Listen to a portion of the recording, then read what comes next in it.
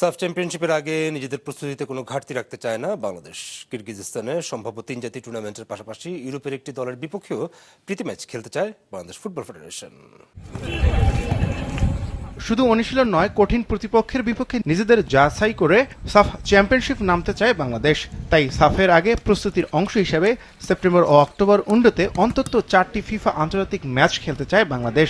এরই মধ্যে কয়েকটি দেশের সঙ্গে যোগাযোগ করলেও কিরগিজস্তান ফুটবল ফেডারেশন 3 জাতির টুর্নামেন্ট খেলার জন্য আমন্ত্রণ জানিয়েছে বাফুফেকে। এছাড়া ইউরোপের একটি দলের বিপক্ষে প্রীতি ম্যাচ খেলারও পরিকল্পনা আছে বাংলাদেশের।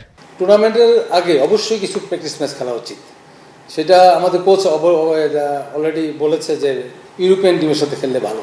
সেই ক্ষেত্রে কিরগিজস্তান বিভিন্ন টিম থেকে আমাদের অফার আসছে এবং কোচ ফাইনাল টিম করার আগে অবশ্যই তাদের 2-3টা ম্যাচ খেলতে দিতেই হবে, সেটা আমরা চেষ্টা করতেছি। Optical brighter photo catalyst active granule সমৃদ্ধ বসুন্ধরা পাওয়ার ওয়াশ, ঝলমলে কাপড়ে ফুরফুরে মন। আগামী 4 থেকে 17 নভেম্বর ঢাকার জাতীয় স্টেডিয়ামে হবে সাফের 15তম আসর। দক্ষিণ এশিয়ার প্রতিপক্ষের সঙ্গে লড়াইয়ের আগে ভিন্ন ধরনের ফুটবলের স্বাদ নিতে মুখিয়ে আছেন ফুটবলাররাও। তাদের বিশ্বাস, শক্তিশালী দলের বিপক্ষে ম্যাচ আত্মবিশ্বাস বাড়ানোর পাশাপাশি কৌশলগত প্রস্তুতিকেও আরও সমৃদ্ধ করবে। সাফের আগে আপনি দেখেন, এরকম যদি আপনার ম্যাচ খেলতে পারেন তাহলে অবশ্যই একটা টিমের আপনার এই কি পজিশনে আছে আপনার এটা বুঝতে পারবেন।